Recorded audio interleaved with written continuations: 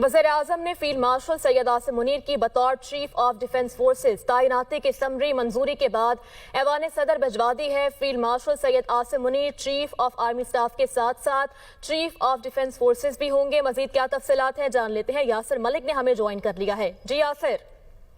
देखिए, वज़ीर-ए-आज़म ने फील्ड मार्शल सैयद आसिम मुनीर की बतौर चीफ ऑफ आर्मी स्टाफ व चीफ ऑफ डिफेंस फोर्सेज तैनाती की समरी जो है वो मंजूरी के बाद ऐवान सदर जो है वो भिजवा दी है। Field marshal Syed Asim Munir chief of army staff के साथ साथ चीफ ऑफ डिफेंस फोर्सेज भी होंगे। ये तैनाती जो है ये 5 साल के लिए जो है वो की जाएगी। फील्ड मार्शल सैयद आसिम मुनीर मुल्क के पहले चीफ ऑफ डिफेंस फोर्सेज जो है उनको तैनात किया जाएगा। वज़ीर-ए-आज़म शहबाज शरीफ ने chief of air staff air chief marshal Zaheer Ahmed Babar Sidhu की मुद्दत मुलाजमत में 2 साल की तोसी की मंजूरी जो है वो भी दे दी है। इसके साथ साथ इस तोसी का इतला जो है वो इतला जो है उनकी मौजूदा 5 साल मुद्दत मुलाजमत के मार्च 2026 में मुकम्मल जो है वो होगी। फील्ड मार्शल सैयद आसिम मुनीर की बतौर चीफ ऑफ आर्मी स्टाफ व चीफ ऑफ डिफेंस फोर्सेज तैनाती की समरी जो है वफाकी काबीना से मंजूरी के बाद सदर मुमलिकत आसिफ अली जरदारी को